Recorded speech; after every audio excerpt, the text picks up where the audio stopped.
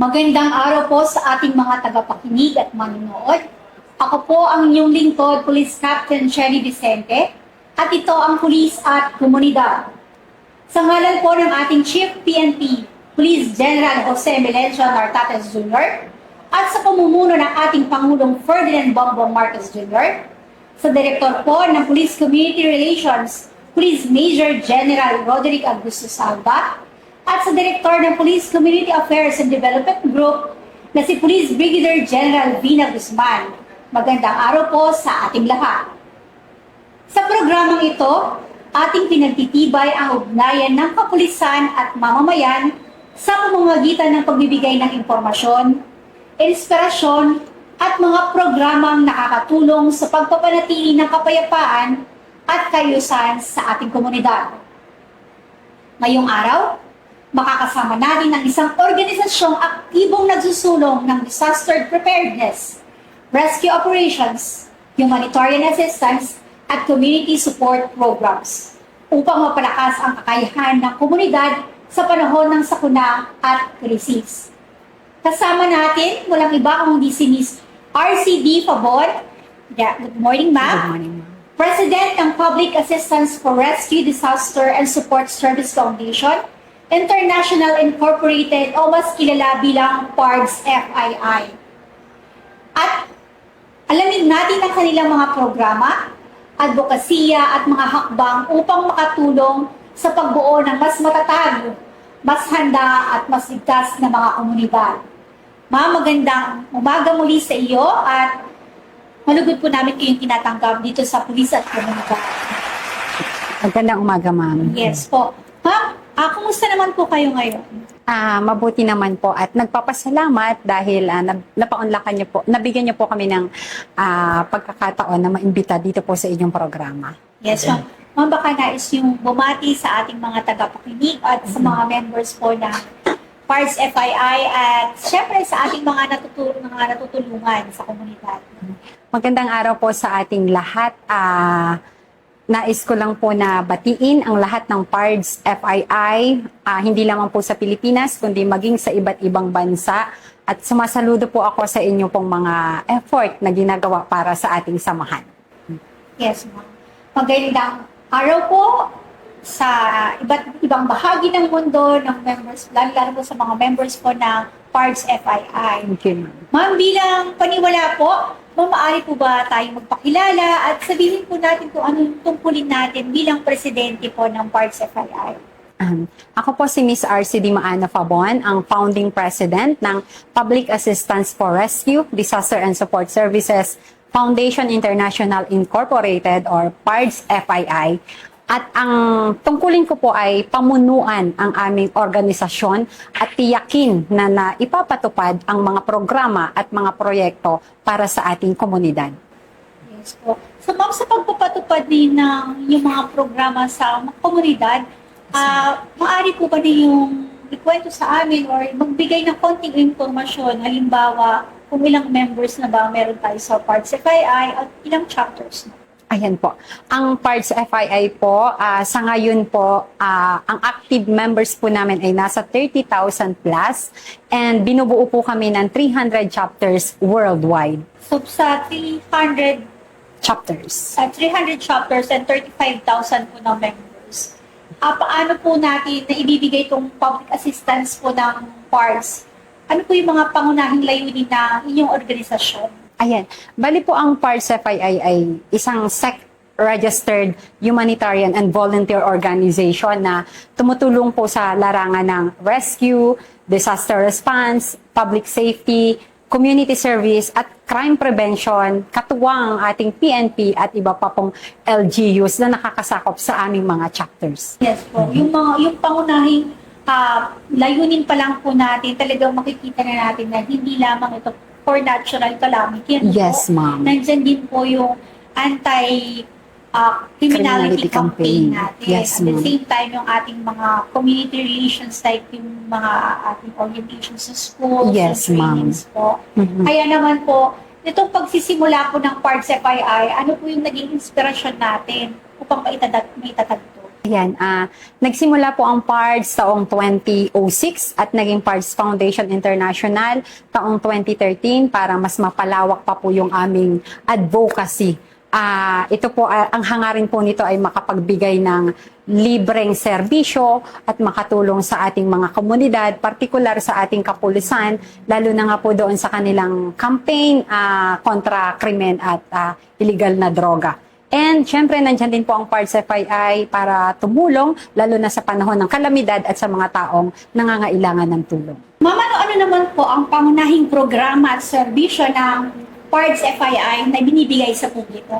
Ayan, unang-una po yung community outreach program natin. Pumupunta po tayo sa mga home for the aged. Like last month po ata, kasama ng ating kapulisan, nasa Manila Boys Town po tayo at namahagi tayo ng mga ilang pangangailangan ng mga bata doon. Then meron din po tayong disaster response, then disaster response outreach, then environmental activities, then public safety advocacy, information drive, at suporta po sa PNP bilang PNP Force Multiplier. Ma'am, napakahalaga po talaga ng ugnayan sa komunidad sa pamamagitan po ng ating mga NGO at nakasuporta naman po ating mga kapulisan ng Philippine National Police. Kaya dito sa kahalagahan po, nabibigyan po natin ng komunidad ng importansya. Kaya Yes.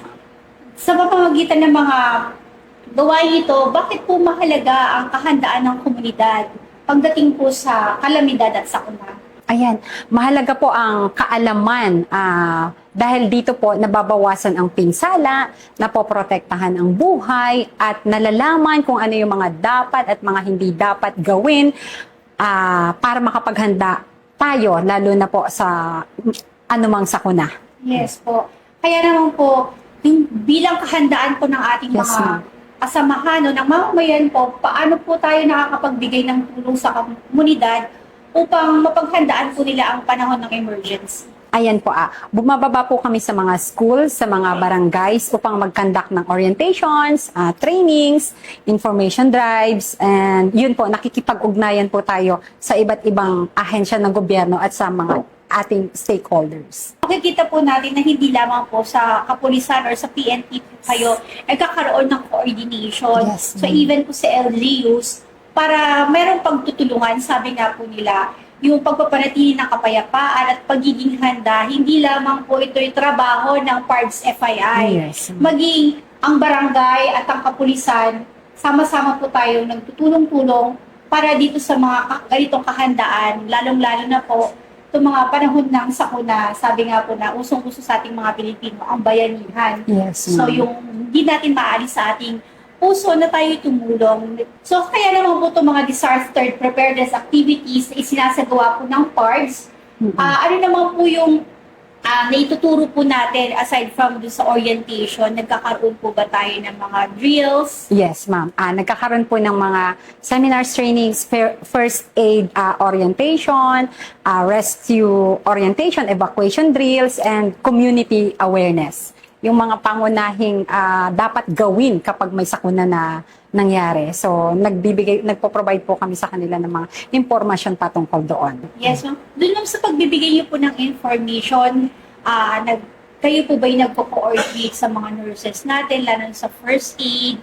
Yung sa drill po ba tayo nagpo-coordinate sa AFP? Or paano po ninyo, sa members po ba ninyo na nanggagaling ang training? Or paano po yung inyong liaising para po maibigay itong ganitong klaseng seminar at training po sa eskwelahan? Ayan. Meron po kaming team, like rescue team, kung saan merong isang leader and may mga miyembro din po sila na pinag-aaral din po namin. Halimbawa po sa Red Cross, MDRRMO, ayan po. And then, kapag nagbibigay po sila ng lecture, lagi din po nilang kasama ang Red Cross, MMDA, kasama din po nila, and then yung ating mga LGUs na nangunguna pagdating sa pagtulong sa ating mga disaster awareness. Yes po. Makikita doon sa yung pagsasalaysay ngayong araw, makikita po natin ang sistema ng PARDS FII. Yes, ma'am. So, by team po ang inyong ginagawa. Yes, ma'am. So, meron for disaster, meron for anti-criminality. Yes, ma'am. So, napaka-organize po ng PARDS FII. at talagang makikita ang planado kung anong klaseng tulong na bibigay sa komunidad. Kaya naman ma'am, itong mga tulong na ibinibigay natin sa mga organizations, lalong-lalo na po sa rescue and relief, that humanitarian operations, paano niyo po sila tinutulungan? Paano po tayo nagbababa ng tulong sa komunidad? Ayan po. Unang-una, nakikipag-ugnayan po tayo doon sa barangay kung ano po yung pangunahing pangangailangan po nila. Then saka po tayo nagpapadala kung ano man po yung tulong na kailangan nila sa lugar. Halimbawa po, bagyo, after ng bagyo, kailangan ng mga kababayan natin ng pangunahing tulong, mga pagkain, relief goods, nagpapadala po tayo sa ating mga kababayan doon. Yes po, talaga po, bababa sa ground for the assessment po. Yes, ma'am. Hindi po basta-basta rin tumutulong, bagkos inaaral po natin yung mga pinamimigay po natin. Yes, ma'am. At the same time, syempre, dapat under response and emergency situation talaga yung Yes, barangay na ma'am. bibigyan ng tulong ng parts FII. Opo. Ma'am, pwede po ba ninyong ikwento sa amin yung mga karanasan ninyo sa pagtulong with the Philippine National Police po and other local units po ng ating pamahalaan? Okay po. Dahil po sa pakikipagtulungan at magandang ugnayan ng PNP and our LGUs, mas napapabilis po at mas nagiging organisado ang pagsasagawa ng isang proyekto at isang programa sa isang komunidad. So maganda po talaga yung may magandang relationship between the PNP and the LGUs at doon po sa community kung saan ipapadala at ipapaabot yung tulong. Yes po. Ma'am, kitang-kita naman natin talaga yung pagpapanatili ng kapayapaan at pagbibigay ng katahimikan or katiwasayan sa lipunan or sa komunidad, ito'y dapat sama-samang pagtulong. Ito'y isang cooperated na trabaho. Yes, ma'am. Kumbaga, hindi lamang sa parts FII, maging sa police din tumutulong and dun sa barangay.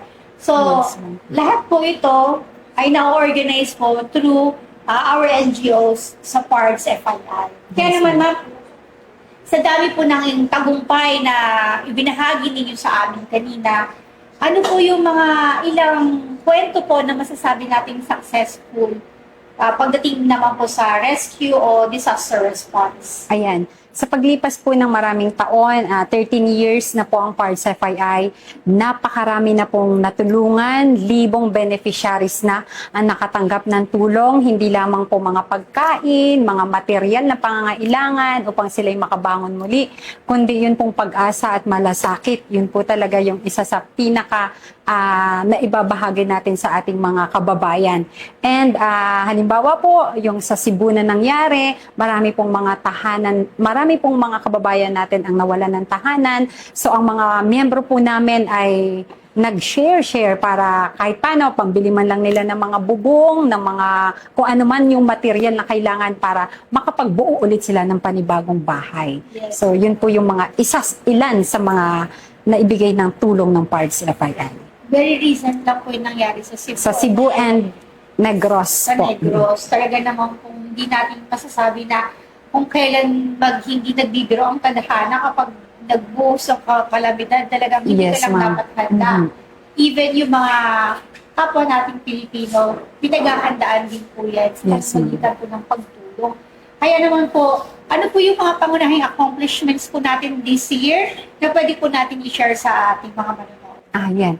This year po, siguro ang isa sa mga major accomplishment ng PARS FII, sa kabila ng hirap ng buhay, sa kabila ng maraming pagsubok, na natili pong mas maging matatag, mas lumago, mas dumami ang PARS FII. Kasi po yun yung goal namin, mas mapalawak pa para mas marami pa po kaming maabutan ng tulong, hindi lamang po dito sa NCR, kundi maging sa iba't ibang bahagi ng bansa. And pangalawa po, yung patuloy na accreditation namin sa PNP, na kinikilala po kami bilang PNP Force Multiplier or Advocacy Support Group. So, isang major accomplishment para sa amin po yun kasi mahirap po na pagkatiwalaan ng isang ahensya na kagaya ng ating kapulisan. Kaya sobrang nagpapasalamat din po kami doon. And sa libo-libo naming mga natulungan ng mga beneficiaries, yung nagpapasalamat po sila dahil kahit paano nabigyan namin sila ng pag-asa at maramdaman nila na may nagmamalasakit po sa kanila. Major accomplishment po sa amin yun. Yung pasasalamat at makita yung mga ngiti sa kanilang mga mukha. Yes po. Napakaganda po ng inyong binahahi regarding po sa accomplishments po. Lalong-lalo na po yung sa binanggit ninyo na yung strength within the group po. Yes. Kaya nga sabi nga po, patuloy po ang paglanggo ng Parts FII. Ibig sabihin, mas maraming matutulungan. Opo, So ma'am. kapag sabi nga nila, we cannot give what we don't have. Yes, ma'am. If we are full inside, mas marami tayong maibibigay na tulong. Kumbaga, Yes, sabi nga nila, eto, kailangan natin panatilihing malakas ang organisasyon upang mas madami tayong matulungan at mapakabot ang ating mga tulong sa Yes, kanila. ma'am. Kaya lang sa dami ng na tulungan ninyo nitong taong na to, may mga nais ko ba rin kayong ibahaging kwento, yung mga success stories po ng pamilyang apektuhan na nasalanta, kumusta na sila ngayon after po ninyo matulungan? Ayan po, dun po sa mga ilang kababayan natin na nabigyan namin ng tahanan, nabigyan namin ng panimulang pangkabuhayan. So, isa po yun, ilan lang po yun sa mga successful stories na maibabahagi namin sa ating mga kababayan. And then po yung, bukod po doon, namamahagi din po ang Parts FII ng mga laptop para sa bilang educational support sa ating mga kabataan na nais na makapag-aral. Po. Kaya po, hindi lang po force multiplier ang Parts FII, kundi nagbibigay ng assistance in times of, ito nga po, yung panahon ng kahirapan, at lalong-lalo na po, hindi po nakakalimutan ang pagbibigay tulong sa mga kabataan when it comes to education. Yes, ma'am. So yung suporta po ng Parts, isa po ito sa kanilang mga pangunahing layunin na makapagbigay ng assistance sa mga naghihirapan sa buhay, lalong-lalo na sa mga estudyanteng nais makapagtapos ng kanilang pag-aaral. Kaya naman po, sa dami po ng ating mga nabigyang tulong, Yes, ma'am. hindi naman lahat yun ay puro tuwa. So may mga pinagdaanan po tayo, mga Apo, ma'am. hamon, may mga challenges na nakaharap po bilang isang volunteer. Ano naman po yung mga naging hamon ninyo sa buhay? Okay, ang isa po sa pinakamatinding hamon, hindi lang siguro sa aming samahan or organization, siguro po ito ay para rin sa pangkalahatan, yung kakulangan sa pondo, kakulangan sa kagamitan. Pero bagamat kapos sa mga sa financial, nagsasama-sama pa rin ang lahat ng mga miyembro para makatulong po sa ating mga kababayan. Kasi lagi naming sinasabi, together we can do more, together we can help more. Sa pinagsama-samang tulong, wala po talagang imposible, ma'am. Lalo na kapag guided by our Almighty God. Yes po.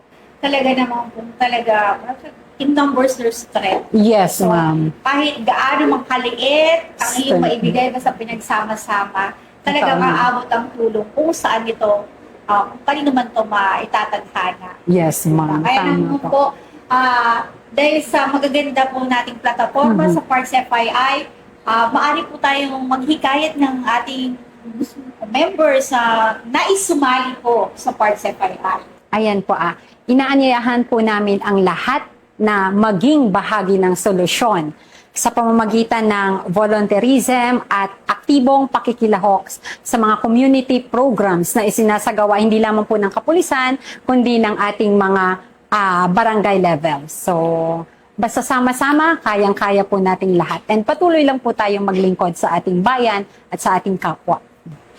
May mga requirement po ba kayo in case na may gusto po maging member po ng Parts FII? May mga proseso po ba tayong dapat pagdaanan para maging member po ng Parts FII?